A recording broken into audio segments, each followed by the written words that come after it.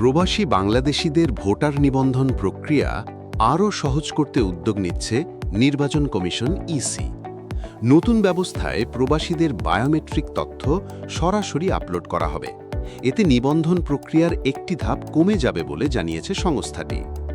বুধবার 22শে জুলাই রাজধানীর আগারগাঁওয়ে নির্বাচন ভবনে এক ব্রিফিংয়ে ইসি সচিব আখতা আহমেদ এ তথ্য দেন।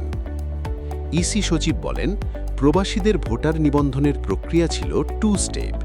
প্রবাসীরা ফর্ম জমা দেওয়া ও বায়োমেট্রিক দেওয়ার পর তা তদন্তের জন্য আমাদের কাছে আসত। তদন্ত সম্পন্ন হওয়ার পর সেটি আপলোড হতো। এখন আমরা বলছি, আপনারা বায়োমেট্রিক তথ্য সরাসরি আপলোড করে দেবেন। আমরা এখান থেকে তদন্ত করে যথার্থতা পেলে অনুমোদন দিয়ে দেব।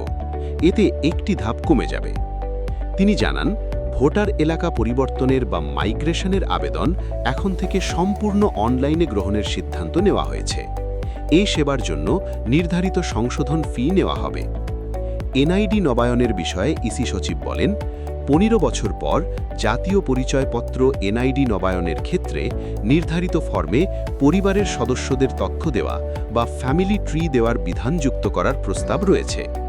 এর মাধ্যমে তথ্যের সামঞ্জস্য নিশ্চিত করা হবে।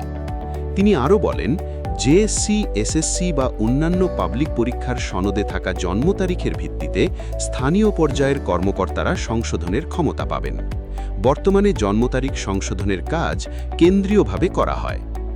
ইসি সচিব জানান, বর্তমানে 16 বছর ও তদূর্ধ্ব বয়সের তথ্য সংগ্রহ করা হয় এনআইডির জন্য।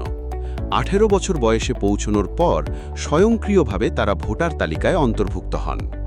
এর আগে এসব তথ্য ডরমেন্ট অবস্থায় থাকে। তিনি বলেন, তথ্য সংগ্রহের কার্যক্রম আরও নিচের স্তরে নেওয়া যায় কিনা তা পর্যালোচনা করা হচ্ছে। এটি এসএসসি, অষ্টম শ্রেণী বা প্রাথমিক পর্যায়ের শিক্ষার্থী নিবন্ধনের মাধ্যমে করা হবে কিনা সে বিষয়ে তুলনামূলক বিশ্লেষণের পর সিদ্ধান্ত নেওয়া হবে।